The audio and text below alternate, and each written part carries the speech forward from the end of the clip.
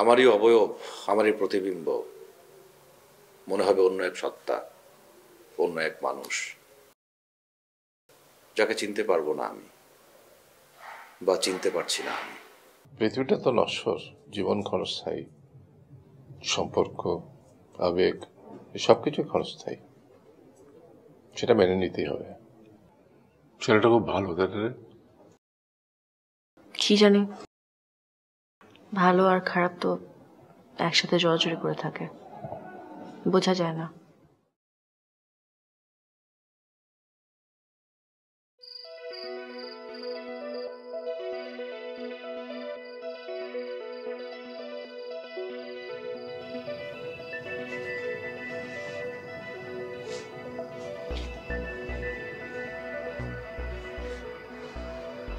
কি ভাবছো? ছেলেটা আসলো, আমার সাথে দেখা হলো না। পুলিশটা এসে হঠাৎ করে খোঁজাখুঁজি শুরু করলো, তাই আর রাখতে সাহস করলাম না। ও কি শুকিয়ে গেছে? আমার ছেলে ভালো আছে, বেশ ভালো আছে। কি বলছো তুমি অপুর বাবা?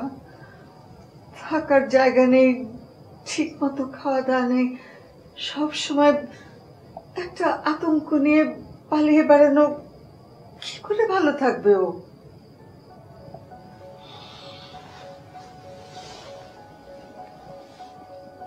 তুই চিন্তা করো না, মানুষ সব অবস্থাতেই টিকে থাকে। ওই যে বলি না, অভিযোজন, শত প্রতিকূলতার সঙ্গেও জীবন ঠিকই চালিয়ে নেয়, সে টিকে থাকে, তাকে কোনো অবস্থাতেও পরাজিত করা যায় না। তাই যেন হয় অপুর বাবা, তাই যেন হয়। আমি তো রোনাকে তার বিয়ের কথাটা বললাম, ও তো...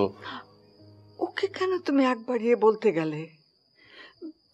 ছেলে ভালো, ফ্যামিলি ভালো, এর চেয়ে ভালো আর কি হতে পারে? মেয়ে তো এখন আর ছোট না, তাকে বলতে হবে না? তুমি বুঝতে পারছো না, এখানে থাকলে ওর অতীত ওকে পায়ে পায়ে অনুসরণ করবে, ওকে কুরে কুরে খাবে। এখন ওর বাইরে চলে যায় ভালো। অতীত, অতীত, অতীত থেকে তুমি কিভাবে পালাতে চাও? অতীত হচ্ছে মানুষের ছায়া, সূর্য যত ঢলে পড়ে ছায়া তত দীর্ঘ হয়, দীর্ঘ থেকে দীর্ঘতর হয়। একসময় সে ঘাতক পলাতকের মতো ছুরি হাতে সামনে এসে দাঁড়ায়, তার কাছ থেকে তুমি কিভাবে পালাতে চাও? হ্যাঁ, আমি রুনার অতীতটাকে মুছে ফেলতে চাই। আমি চাই না কেউ আমার বাচ্চাটার দিকে আঙুল তুলুক। আমি সেই জন্য এই সিদ্ধান্ত নিয়েছি। আমি ওকে বিসর্জন দিলাম। আমি জানি বছরের পর বছর আমি ওকে দেখতে পাবো না। আমার মৃত্যু শয্যায় এক ফোঁটা পানি ওর হাতে আমি পাবো না, ওর ছোঁয়া আমার কপালে স্পর্শ করবে না। তারপরেও আমি চাই ওর একটা আলাদা জীবন হোক, একটা আলাদা জগৎ হোক। আমাকে আমাকে তুমি বাধা দিও না অপুর বাবা, আমাকে তুমি বাধা দিও না।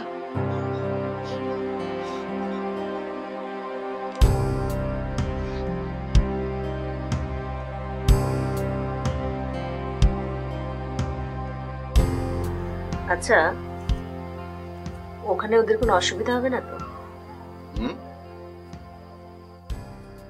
আরে না না, আমি বলে রেখেছি।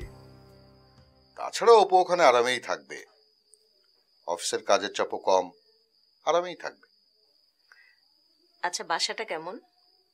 খুব সুন্দর, বাংলো বাসা, গাছপালায় ঘেরা, ওয়েল ফার্নিশড।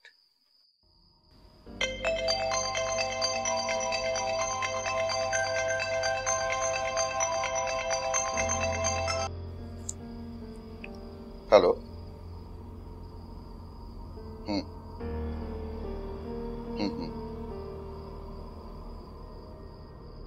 হ্যাঁ, কাল অফিসে কথা বলবো। অফিসের সিদ্ধান্ত আমি বাসায় বসে কিভাবে দেব? হ্যাঁ, কাল অফিসে ফোন কর। কে? ওই আমার অফিসের স্টাফ। মেয়ের গলা শুনলাম। হ্যাঁ, বললাম তো অফিসের স্টাফ। রাত 12টায় অফিসের মেয়ে স্টাফ তোমাকে কেন ফোন করবে? হ্যাঁ, দেখলে না, বললাম অফিসে কথা বলতে।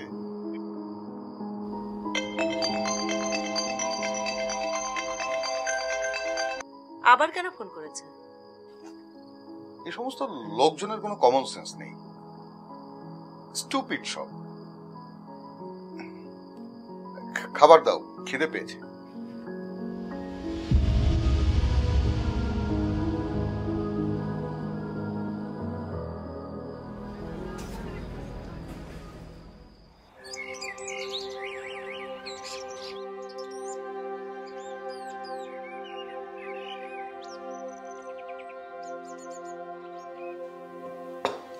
রুনা ওঠেনি মা?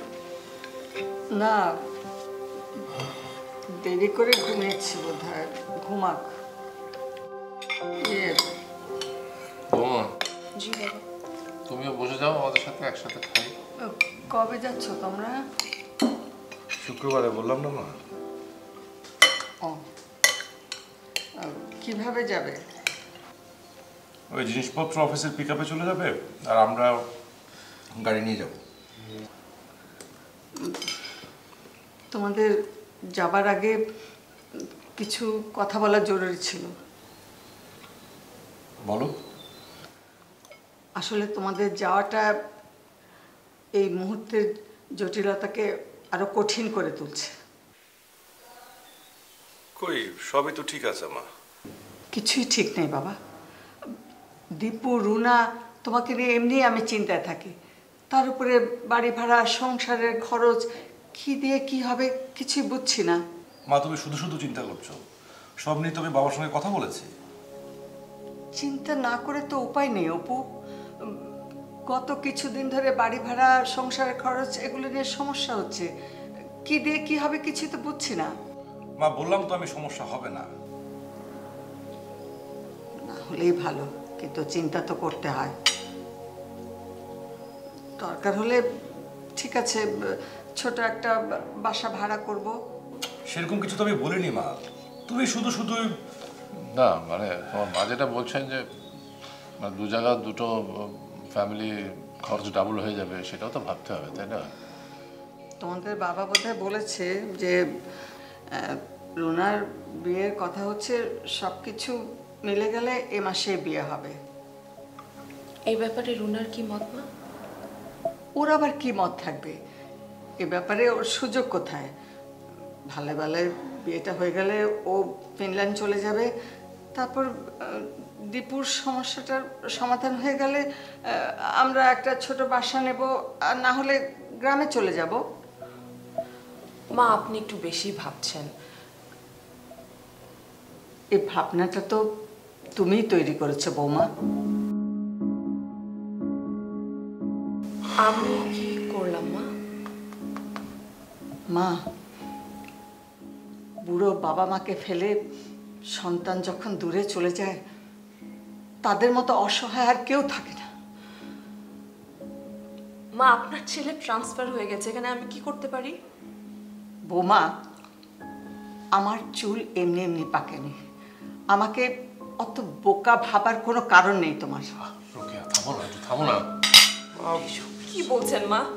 আরে বৌমা, বৌমা শোনো। বৌমা, আমার কথা। মা, তুমি আসলে কি বলতে চাইছো বলো তো?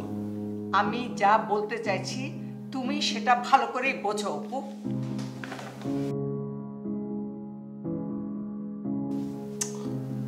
মানে কি অদ্ভুত ব্যাপার বাবা, মা খাওয়াখাই রোজিকে দোষ দিচ্ছে। এভাবে হলো তো আলাদা থাকাই ভালো। আমরা তো আলাদাই হয়ে যাচ্ছি অপু। ভাঙন কখনো মধুর হয় না। তুমি যত সভ্যই হও না কেন, separation is bitter. and we all will have to pay the price.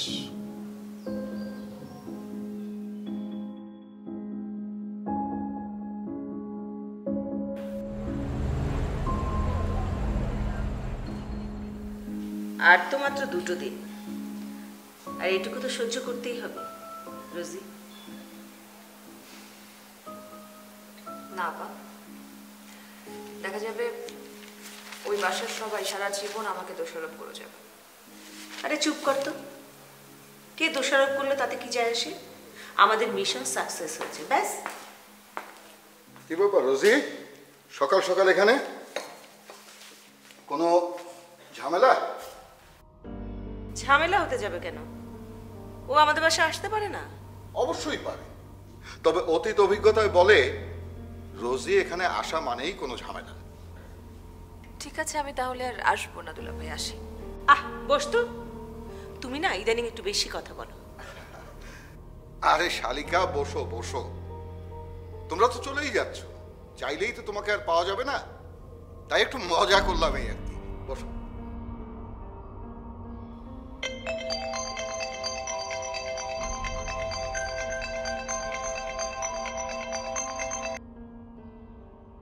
কি হলো, ফোন ধরলে না যে? অফিসিয়াল ফোন, পরে রিং ব্যাক করবো। রোজি, তুমি থাকো, খাওয়া দাওয়া করো, আর চিটাগাং গিয়ে সবকিছু গুছিয়ে আমাদেরকে খবর দেবে, আমরা কিন্তু বেড়াতে যাব। লোপা, আমার দেরি হয়ে যাচ্ছে, আমি চলি। হ্যাঁ,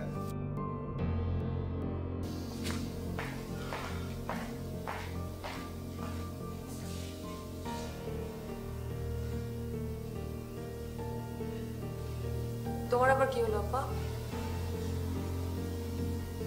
তোর দুলাভাইয়ের ব্যাপার স্যাপার আজকে তেমন ভালো ঠিকছে না। কি বলো তুমি এসব? দুলাভাই অনেক ভালো মানুষ। পুরুষ মানুষ আবার ভালো হয় নাকি? সব এক একটা ইবলিশ।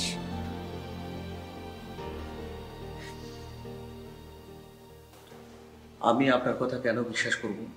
আমি সত্যি বলছি, তাই আপনি বিশ্বাস করবেন। দেখুন, আইন চলে যুক্তি আর প্রমাণ দিয়ে। আমি আইনের লোক, আবেগ দিয়ে আমাকে সন্তুষ্ট করতে পারবেন না। দেখুন, দীপু নিজেই পালিয়ে পালিয়ে বেড়াচ্ছে, 2 দিন এখানে তো 2 দিন সেখানে। ওর নিজেরই থাকার কোনো অবস্থা নেই, চলার মতো জায়গা নেই। সেখানে সে আপনার স্ত্রীকে কিডন্যাপ করে কোথায় রাখবে? আর কিডন্যাপ করবেই বা কেন?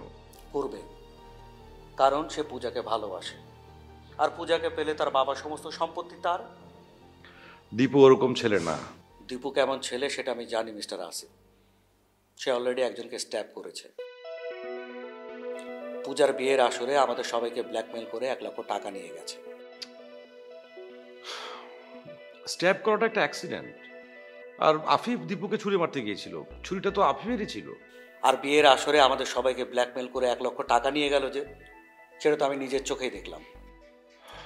দীপু গতকাল এসেছিল, ও একাই পালিয়ে পালিয়ে বেড়াচ্ছে, ওর সঙ্গে পূজা নেই। Then he should surrender. তার প্রমাণ করা উচিত সে নির্দোষ। He is innocent. Okay, then he should prove ইট।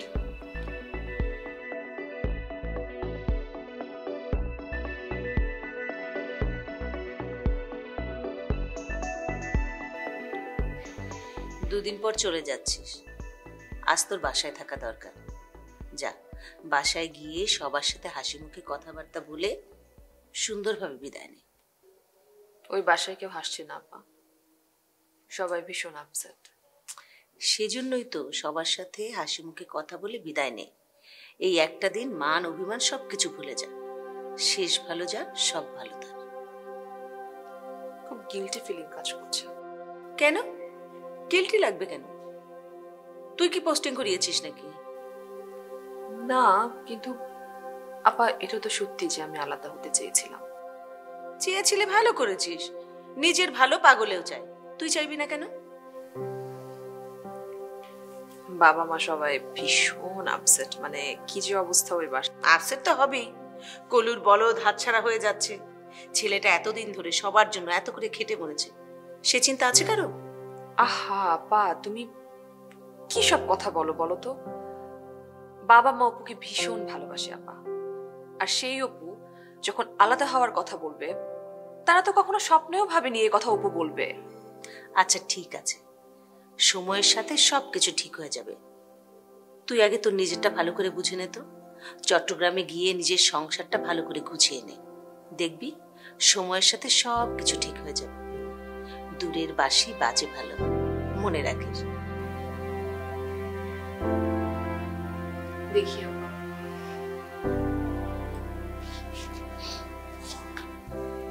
আসে, সাবধানে।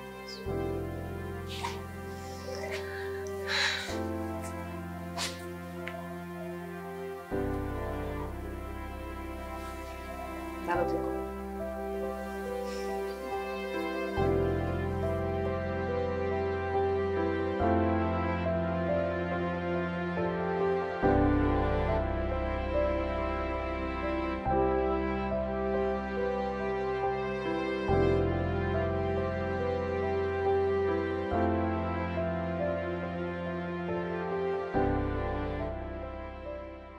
লয়াররা একটু ক্রিটিক্যাল হবে, এটাই তো স্বাভাবিক। তুমি দেখা করে ভালোই করেছো, কিন্তু কোনো লাভ তো হলো না। প্রফিট হচ্ছে অনেকগুলো অ্যাকশনের একটা কনসিকুয়েন্স। আর যেটা লস দেখছো, হয়তো কদিন পরে সেটাই লাভ দেখবে। আপনার মাথা খুব পরিষ্কার দুলা ভাই, আপনার মতো লজিক্যালি খুব কম মানুষই ভাবতে পারে। Thank you for your compliment. মাথা পরিষ্কার, ভালো বলেছ। কিন্তু পরিষ্কার মাথারও কিন্তু কিছু সমস্যা আছে। কিরকম? ওই যে ওরা যত বেশি জানে, তত বেশি ভাবে, তত কম মানে। আপনাকে আমার সবসময় খুব ব্যালেন্সড মনে হয়। You are wrong Apu. Man has many layer. একটা মানুষের ভিন্ন ভিন্ন রূপ থাকে, তার মস্তিষ্কের ভাঁজে ভাঁজে ভিন্ন ভিন্ন মানুষ বসবাস করে। তুমি যে আলমগীরকে দেখছো, হয়তো সে ব্যালেন্সড, কিন্তু আনব্যালেন্সড আলমগীরকে তুমি দেখোনি, হয়তো দেখবেও না।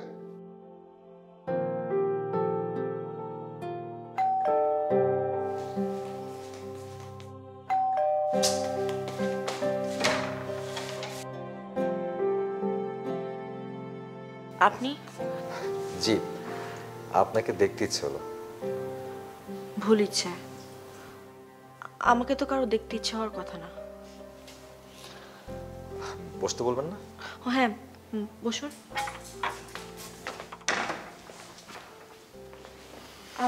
আপনি বসুন, আমি চা নিয়ে আসছি। চা লাগবে না, আপনি বসুন না।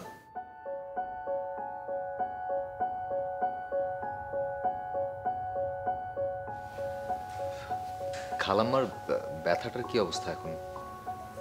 ভালো। মা আপনার খুব প্রশংসা করছিল, বলছিল আপনি নাকি খুব ভালো ডাক্তার। আমাদের পেশার এই হলো সুবিধা, যদি রোগী ভালো হয়ে যায় তাহলে ডাক্তার প্রশংসা পায়, রোগী কৃতজ্ঞতা জানায়। আর যদি কোনো কারণে ভালো না হয় তাহলে সব তার ইচ্ছা। So we always have a escape route. খালাম্মা কোথায়? মা বাইরে গেছে আমার জন্য বিয়ে ঠিক করতে। মানে? মা এই মাসেই আমাকে বিয়ে দিয়ে দিবে। এত তাড়াতাড়ি বিয়ে দেওয়ার কারণ? বোঝা কে বহন করতে চায়, নিতান্তই বাধ্য না হলে। আপনি বোঝা হতে যাবেন কেন? সব দোষ আপনার। আপনি আমাকে বাঁচিয়েছেন, তাই আমার এগুলো সব দেখতে হচ্ছে। আমার দম বন্ধ হয়ে আসে। বাইরে যাবেন কোথাও, খোলা কোনো জায়গায়?